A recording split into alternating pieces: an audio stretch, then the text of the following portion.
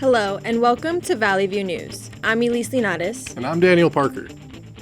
The United Arab Emirates is saying it will leave the Organization of the Petroleum Exporting Countries on May 1st. This will strip the oil cartel of one of its largest producers, which will weaken global oil supplies. The announcement does not change the blockade of the Strait of Hormuz, but it could lower oil prices after the war. This comes after Iran's offer to end its control over the Strait of Hormuz if the U.S. lifts its blockade and ends the war. This proposal has postponed discussion for the Islamic Republic's nuclear program. Since the war began, at least 3,375 people have been killed in Iran.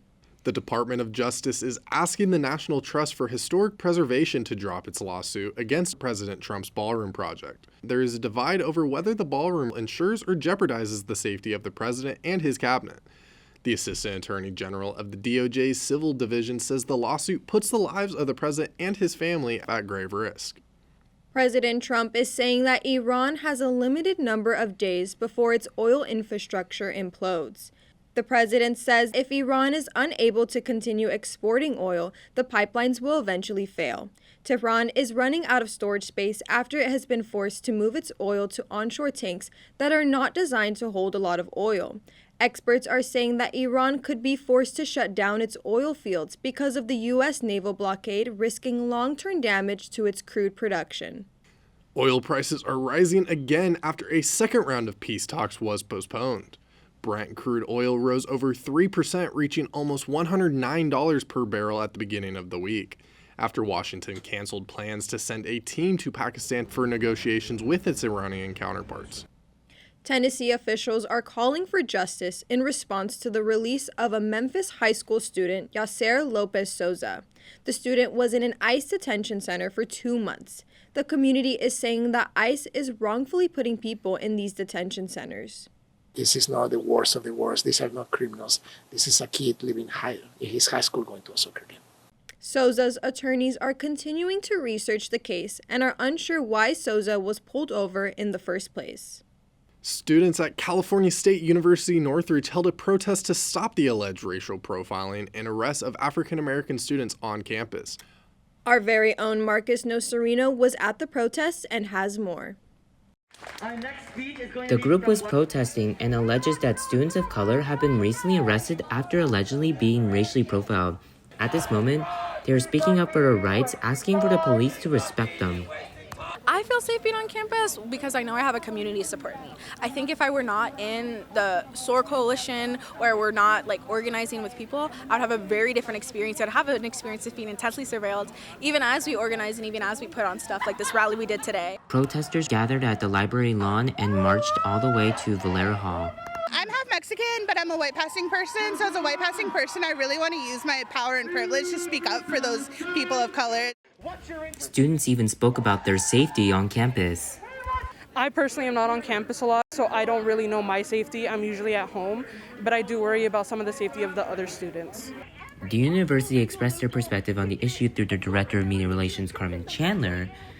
She did mention that she's trying to make every student at the school feel safe, supported, and that they belonged on campus. And she did invite the Hands Off Students Coalition to meet with them to discuss their concerns, but they declined to meet. According to the California Faculty Association, campus police has arrested 6 students this academic year. 3 of them were African American. Reporting from Valera Hall, I'm Marcus Nocerino for Valley View News. Thank you, Marcus. A Burbank man is being charged with murder after killing an elementary school teacher and injuring her daughter. Sergio Fair has been charged with a felony count of murder and 1 count of first-degree residential burglary. Fair pleaded not guilty on all counts and is due back in court in 2 months.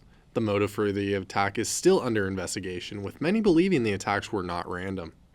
Spring heat is sparking climate concern after record-setting temperatures.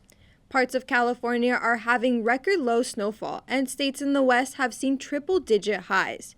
Researchers are saying that human activity is a direct contributor to why the heat wave has lasted for so long. Experts also say human-caused climate change is making temperatures more intense. A man is being charged with murdering his college roommate. Hisham Abu Gharbia was arrested after he asked ChatGPT how to dispose of a body just a couple days before the remains of Zamil Lehmans was found. Lehmans, who attended the University of Florida, was from Bangladesh and went missing last week along with his classmate Nahida Bristi. His remains were found in a black trash bag near the Tampa Bridge earlier this week. Bristi is also missing, but police say there is no probability that she remains alive. Southern California has the largest diaspora of Armenians outside their home country. Across Southland, the community came together to honor and commemorate the victims of the Armenian genocide. Our very own Habes Pascual has more. Hey guys, I'm here in Pasadena at the Memorial Park, where Armenians gather today here in unity to honor the victims of the genocide of 1915. Downtown Pasadena was a site of a special day of remembrance for the Armenian community. In commemoration of the 111th anniversary of the Turkish perpetrated 1915-1923 Armenian genocide and massive dispossession. So we need to be vigilant and we need to support today's Armenian Republic, overcome the existential challenges. Younger generations seem to be motivated to carry out this yearly commemoration into the future. Yes, we came with her family here to respect the Armenians and the Armenian genocide and what we went through in 1915, and I'm here to respect them with my family, and I'm happy to be here. 111 years for the Armenian genocide, and I've lived all my life, most of my life in Pasadena, and the Armenian community, they're strong, resilient survivors. Reporting from Pasadena, I'm Habes Pascual for Valley View News. Thank you, Habes. This weekend, the 33rd edition of Fiesta Broadway took place, which was one of the largest celebrations in the country. The event brought thousands of people together for a day of fun, music, dance, cultural diversity, community, and great food. Those in attendance could also enjoy a live wrestling match that showcases the Latin style known as lucha libre. The celebration had something for everyone, and many felt very happy to be there. I love it here. There's so much culture, so much diversity in the Latin community. It's nothing but love here. Fiesta Broadway is an amazing display of the surrounding community and a great event that brings many people together. Coming up after the break, your look at the world of entertainment. And a look into the NFL draft picks. Stay with us. Welcome back to Valley View News. Elise, the new Michael Jackson biopic has taken the entertainment world by storm. I can't wait to see the film. We'll have more on that movie soon, but first let's take a look at the box office. There are a lot of movies that are expected to do well at the box office this upcoming year. In theaters now, the new biopic Michael is making fans dance out of their seats. The Super Mario Galaxy movie is a massive box office success. The movie has brought in over $1.3 billion worldwide. Other highly anticipated movies for the summer are Toy Story 5, Supergirl: The Odyssey, and Spider-Man: Brand New Day. And late this winter, comic book fans will be in for a treat with Avengers: Doomsday dropping at the end of the year. The Writers Guild of America has announced it has made a 4-year deal with the Alliance of Motion Picture and Television Producers. Over 90% of people voted for the deal, while the other 9% of people voted against it. The deal has affected studios like Paramount and Warner Brothers, as well as streaming services like Netflix and Amazon. The deal will last for 4 years beginning on May 2nd of this year and ends on May 1st in 2030. It's been 20 years since the music platform Spotify was released on the internet. Since the 20th anniversary, Spotify has announced the most streamed music artists. These artists are Bad Bunny, Taylor Swift, Ariana Grande, Ed Sheeran, and Billie Eilish. Toronto-born rapper Drake is preparing to drop his 9th studio album, Iceman, next month. Drake had an ice sculpture put in a Toronto parking lot with the date enclosed inside. Fans of Drake took to the lot to try and break through the ice. Pickaxes, water hoses, and even flamethrowers were some of the methods used by those who attended. The album is set to release on May 15th by OVO Sound and Republic Records. Michael Jackson's biopic is one of the most anticipated movies so far this year. With many looking to see the pop legend is portrayed on the big screen, our very own Luca Chikaize was in Burbank to get the public's thoughts. The spring movie season is still going strong as the new biopic, Michael, hit theaters this weekend, highlighting the legendary career of Michael Jackson. Fans were excited to see how the film would bring Michael's story to life on the big screen, especially with Jafar Jackson, Michael's nephew, stepping into the role of the King of Pop. I liked the movie. I thought it was pretty good. The music, they did a good job with that too. Yeah. I thought the performances were good. I think it was like a lot of the main historical beats of Michael's life. So I think it doesn't go in depth in like a lot of things, which like I think could be narrative more interesting. But yeah, I think as like a film goer, I think people are gonna be happy with that. While Michael Jackson has a massive global fan base, controversy later on in his life has led some people to question whether it could impact the movie's box office performance. I don't think so. I mean, if you're a fan, you're a fan. Like, and people know how to separate the art and the person, and it kind of puts some context in why he is the way he is, and who he comes to be. So, whether you're a lifelong fan or not, Michael is expected to be one of the biggest films of the year. Reporting from AMC Burbank 16, I'm Lucas Chaidze, Valley View News. Thank you, Luca. Hey, Daniel, any NFL draft picks that you were surprised to see over the weekend? I don't think there was any surprises, and without a doubt, I think Fernando is going to be our number one overall the entire time. I agree, but for more on that, let's check in with sports with Eric Mejia.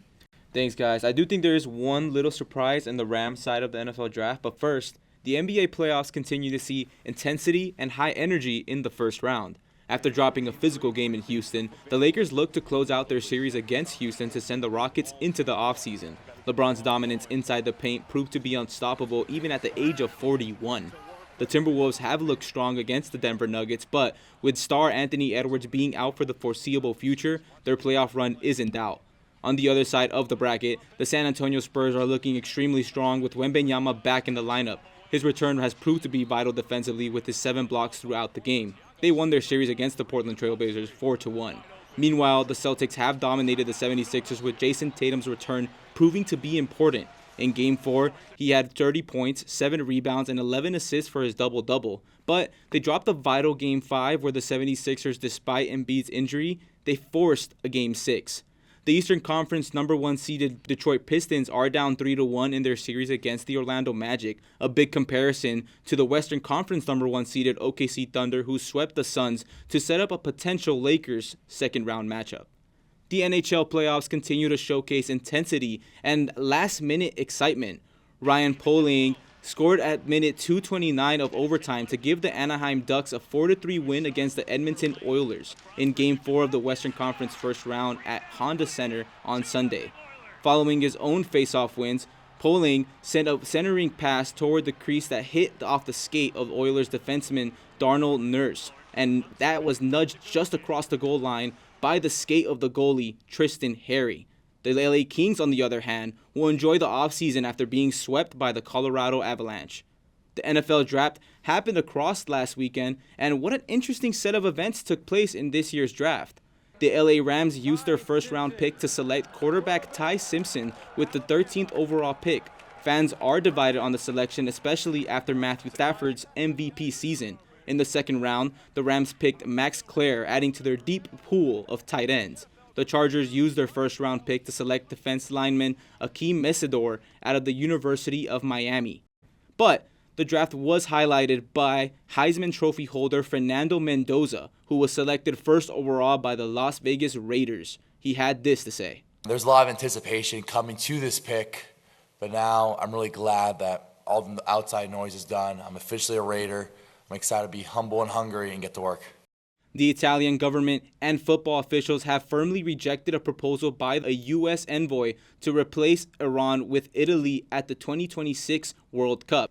Despite tensions surrounding Iran's participation due to the war in the Middle East, Italian Sport Minister Andrea Ebodi stated that qualification is done on the pitch and called the idea inappropriate. This comes after Italy failed to qualify for the 3rd consecutive World Cup.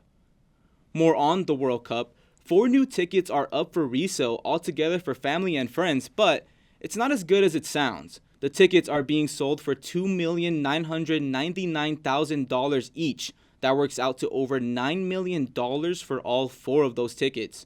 The World Cup is inching closer to kickoff, but tickets seem to be getting farther out of reach. That's all I have for sports, and well, back to you guys. Yeah, before you go, those ticket prices, would you consider buying those?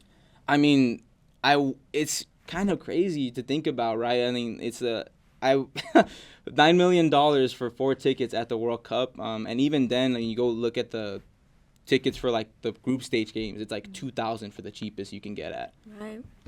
Thank you, Eric. When we come back, we will have an interview with 2 co-founders of a student-funded production. We'll also have a story of an 82-year-old barber in North Dakota. Be ready for some warm days this weekend, but it's not going to last very long. I'll have more coming up with the weather after the break. Welcome back to Valley View News.